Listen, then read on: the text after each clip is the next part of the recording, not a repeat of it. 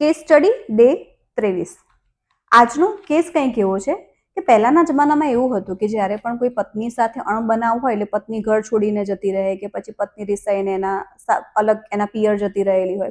એ સંજોગોમાં પછી પાછા એ એમના ઘરે પરત ના આવતા હોય, આ સંતાનોને બધા કેવું પતિ સાથે જ રહેતા હોય, એ સંજોગોમાં જ્યારે પતિ સાથે રહેતા હોય, પત્ની છોડીને જતા રહેલા હોય, પછી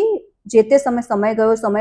પછી જ્યારે વારસદાર તરીકે એ લોકોને દાખલ કરવાના આવે, પતિનું અવસાન થાય છે, એ સંજોગોમાં વારસદાર તરીકે જે પત્ની જતા રહેલા છે, કાયદેસર રીતે એમનું નામ આવે। સંજોગો એવા ઉભા થાય, કોઈ અત્તો પત્તો જ ના હોય, કોઈની સાથે કોઈ સંપર્ક જ ના હોય કે ભાઈ એ પત્ની ગયા ક્યાં, એમનું આધાર કાર્ડ, આવા ડોક્યુમેન્ટ્સ તમે કોઈ પણ સમયે લઈ ના શકો।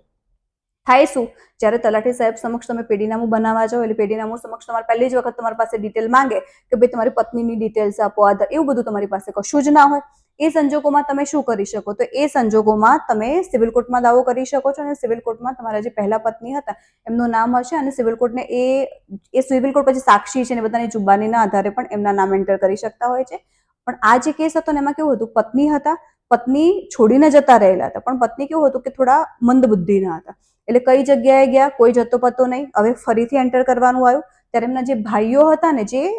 પત્ની જતા રહ્યા તેમના ભાઈઓએ વાંધો ઉપાડ્યો કે ભાઈ મારી બેન છે એ જીવિત છે, આમ તે, પછી આ મેટર આખી સિવિલ કોર્ટમાં ગયેલી હતી। સિવિલ કોર્ટ તરફથી એ પણ ધ્યાને લેવામાં આવેલું કે ભાઈ પત્ની હતા, મંદબુદ્ધિના હતા, જે તે વખતે કયા જગ્યાએ જતા રહ્યા એનો કોઈ પણ પ્રકારનો અતોપત્તો ન હતો, અને એ સંજોગોમાં પેલા લોકો એટલે કે એમના જે ભાઈઓ હતા ને પુરવાર કરવાનું કીધેલું કે તમે પુરવાર કરો ભાઈ તમારી બેન અત્યારે હાલમાં છે તો કઈ જગ્યાએ છે અને કેવી રીતે એમની ડિટેલ્સ આપે।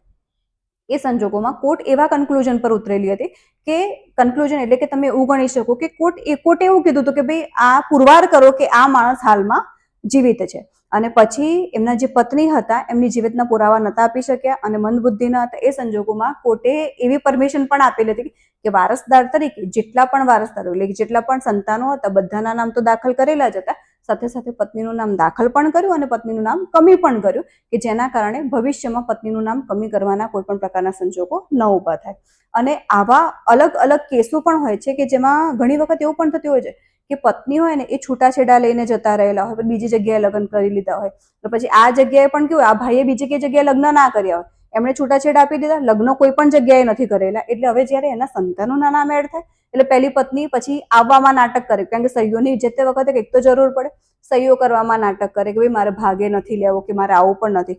એ સંજોગોમાં સિવિલ કોર્ટનો આશરો લઈ શકો છો તમે। સિવિલ કોર્ટ પાસે એટલા પણ રાઈટ છે અને બધું સાક્ષીને જુબાની એના કારણે પત્નીનું નામ જો ઈચ્છે કે ભાઈ હા એમનું બીજી જગ્યાએ લગ્ન થઈ ગયા છે, હવે વારસદાર તરીકે અહીંયા કન્ટિન્યુ રહેવા નથી માંગતા, તો એ સંજોગોમાં એમનું નામ પણ નીકળી શકે છે। આવા અલગ અલગ માહિતીના મારા જે કેસ સ્ટડી એટલે કે ખેડૂત જાગૃતતા જે સિરીઝ છે આગળ પણ ચાલુ રહેશે। જય ભારત, જય ગરવી ગુજરાત।